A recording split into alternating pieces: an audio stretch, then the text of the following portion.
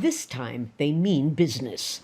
That's the message Chile's government aims to send by deploying thousands of soldiers onto the streets to help police enforce new lockdowns nationwide.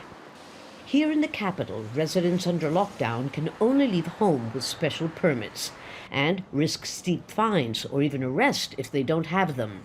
Son medidas durísimas. Lockdowns are very harsh measures for the population. Our COVID team has analyzed every factor, county by county. We haven't taken this decision lightly. In the last 24 hours, infections and deaths from COVID-19 were the highest since last June, leaving hospitals on the brink of collapse. Critics say that excessive relaxation of restrictions during the summer and insufficient enforcement of the restrictions that remained is to blame for this sanitary crisis. Now, 1 out of every 3 Chileans is under total lockdown, and on the weekends, 95% of the country will have to remain at home. The government is also declaring full lockdowns for an even larger portion of the country. It's very sad what's happening. Many of those in hospital may never see their families again. In Brazil, where deaths climb to a new high every day, members of the Baré indigenous tribe in Amazonas state received their second dose of the Sinovac vaccine with a sigh of relief.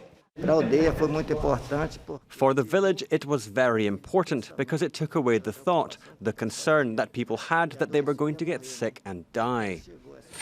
Despite recent doubts about its safety, a Brazilian laboratory has just finished producing 500,000 doses of the AstraZeneca vaccine for the domestic market.